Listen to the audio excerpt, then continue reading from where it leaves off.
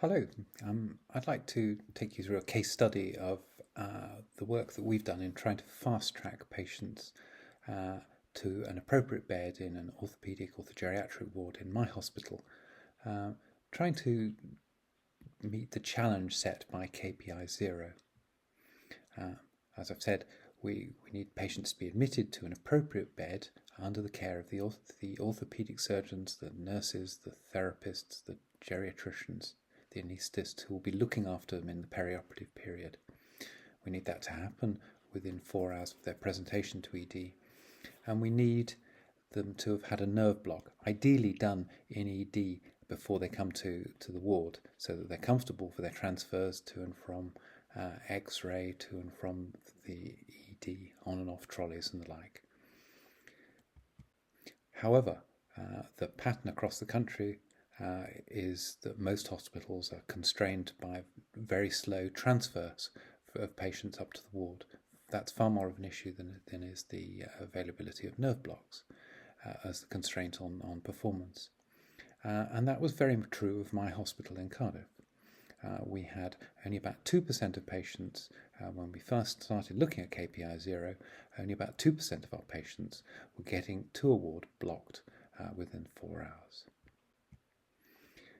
And the approach that we took is elaborated and available for you to nick from the NHFD resources section. So if you go to the NHFD webpage, look at the resources tabs, there are a whole range of resources there. If you look at the guidelines and pathways one of those is the fast track femoral fracture pathway that we developed.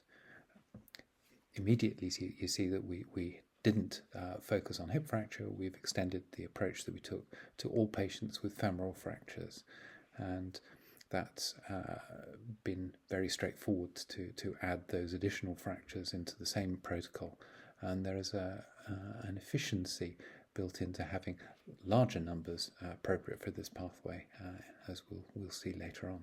So you can look at the protocol that's there, but to talk you through. We produced this one-page description of what we wanted to try and do in the hospital to meet the KPI 0 challenge.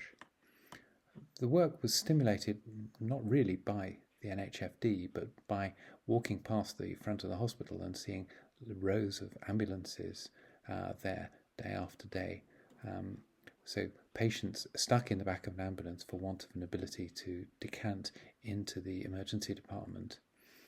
And we got to the point that for a number of hours of the day there would be somebody with a broken hip in an ambulance outside hospital. So the Welsh Ambulance Service Trust were the stimulus for this piece of work to be thought about and started in Cardiff. And then each day when I left the X-ray meeting in the hospital, I would go down to the ED to go and see the patients who'd come in the previous day and were still in ED. And on average, there were 2 people in ED who had been admitted, but not admitted there. They were in, but they hadn't yet got to a ward. So my assessments of those patients were done without access to the ward nurses who'd be looking after them, the therapists who'd be thinking about their rehabilitation, their discharge prospects and so on. It became a very fragmented process and very unhealthy. So we had 3 beds occupied, 1 in the back of an ambulance and 2 in ED, by people who were waiting to process through towards surgery. And that needed to be challenged. And the difficulty with moving them to the ward, the first problem with moving to the ward was that the beds on the ward were full. Because if we emptied beds on the ward, there was a risk that other hospital specialties, in particular the very hard-pressed medical specialty, would just say, well, we've got somebody who needs to come in because they've got a chest infection or whatever, so we'll put them into that empty bed. So as quickly as we emptied beds on the acute trauma ward, they were filled up with outliers from other specialties. So the first step that we had to take was to convince the hospital execs that it would be appropriate to ring-fence beds on the acute orthopaedic ward, because we knew that we could fill them. We know that we're getting 2 or 3 people admitted each day with a broken hip, so why not treat that, rather than treating that as a surprise each time it happens, why not treat that as elective anticipated care and make organisation that dealt with it in advance. So the first thing that we asked was that we could ring fence. Initially we said 2 beds on our orthopaedic orthogeriatric ward, but with time we moved that to being 2 female beds and 1 male bed, ring fenced on our 19-bedded orthopaedic orthogeriatric ward. So immediately that ward moved from having 19 beds to 16 beds. And you can imagine the anxiety that generates in bed managers and execs in a situation where we have a long-standing bed crisis in hospitals across the country. You're reducing bed numbers. But of course, we weren't reducing bed numbers. Those 3 beds were immediately filled by the 3 people who were sitting in the ambulance or in ED. So what we were doing was, instead of having blocked beds in ED and in the ambulance, we were having ring-fenced beds on the ward. So there wasn't actually any overall change in bed capacity. We just had bed capacity available on the ward, creating bed capacity available in ambulances and in the emergency department, far more valuable resources than a mere orthopaedic ward. So that was a difficult sell, difficult for people to understand, and really challenging to get through, but it was a prerequisite for everything else that we then did. The question then was raised by the ambulance service, and it remains a sensible question of, well, if we're going to fast track these people to an appropriate bed, can we just move them straight from the ambulance? The ambulance staff are quite good, not infallible, but quite good at identifying people who they think has got a broken hip. So is there a way in which we could fast track these patients, skip the A&E step altogether, and move them straight to the ward? And that certainly would fast track things, but there are a couple of unforeseen consequences of that. The first of which is, if they haven't got a hip fracture, somebody who falls over and is brought in by ambulance and is admitted with a bruised hip is now in hospital. Their clothes and relatives have left, and immediate discharge isn't going to be something that we're structured on the ward to do in the way that an emergency department is.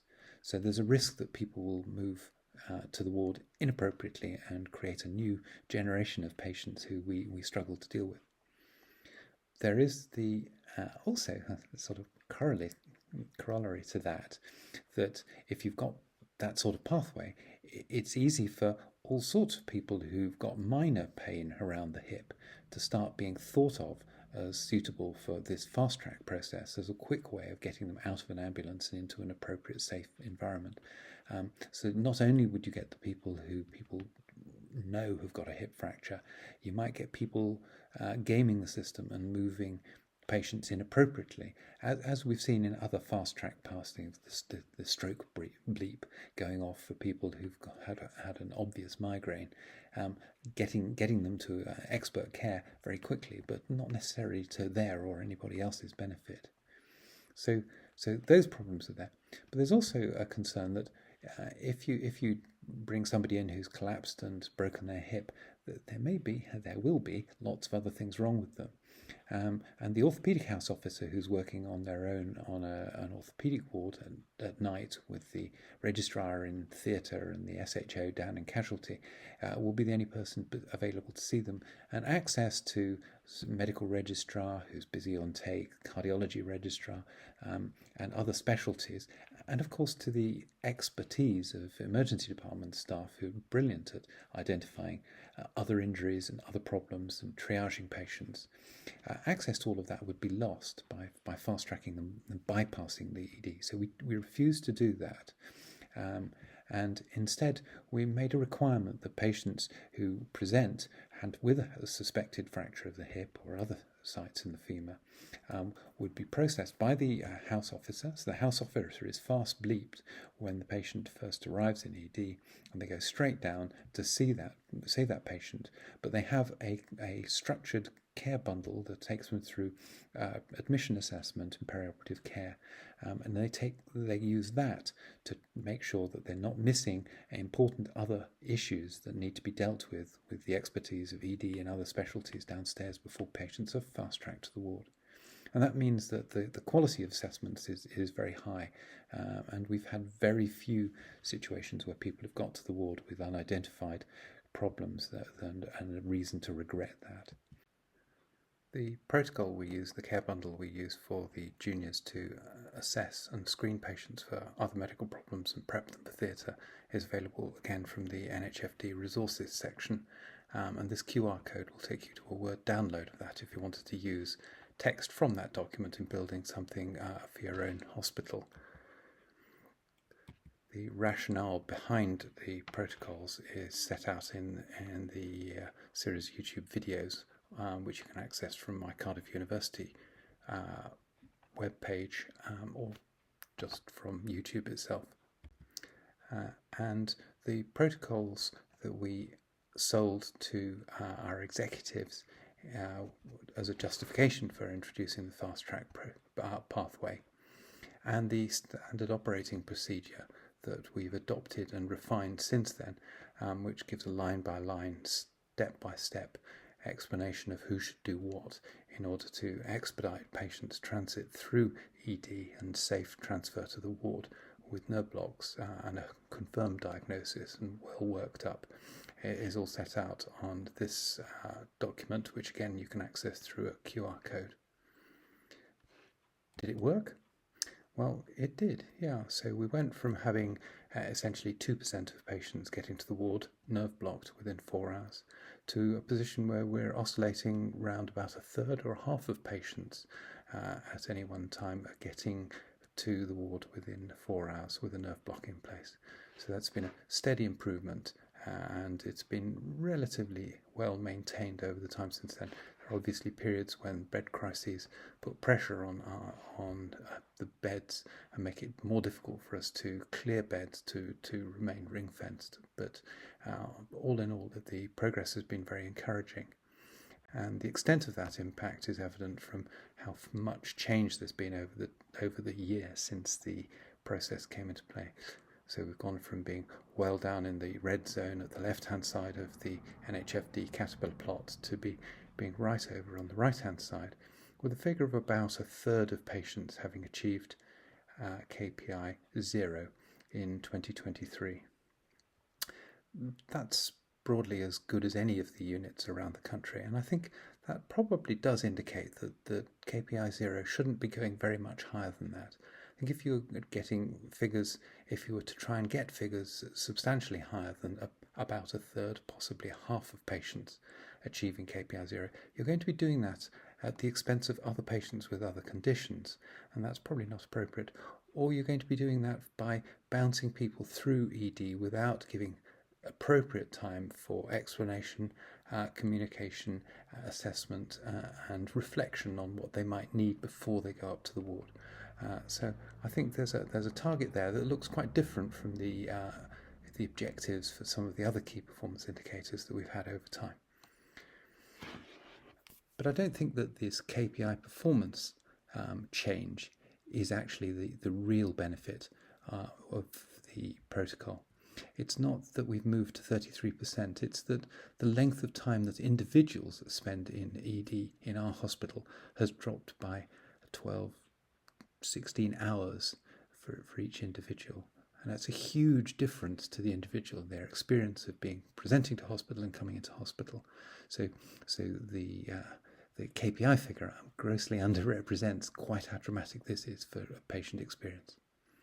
The other thing that we've seen over the time since this was introduced, and the most extraordinary change, is in the impact on how the ward works.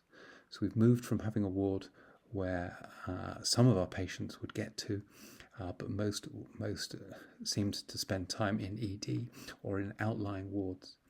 But where they're now focused on that ward, the staff are able to assess them from the beginning. They're seeing physiotherapists, occupational therapists before surgery. Our physio team are successfully getting the majority of people up, not on the day after surgery, but on the day of surgery. The therapists are no longer wandering the hospital with me, trying to find patients in outlying wards and trying to work out what's been going on for them. We've developed essentially what is now a 16-bedded perioperative ward, and our time in the acute hospital side before patients are fit to transfer to rehabilitation has been dramatically reduced. So we've not only cleared the ambulance and the 2 beds that we were occupying in the emergency department, we've also essentially got rid of our outlying hip fracture patients around the hospital.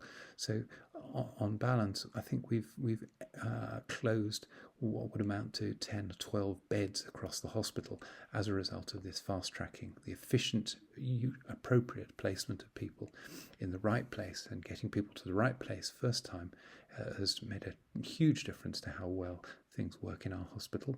I recommend some of these processes to you. I think it really is worth considering, and I wish you best of luck with it.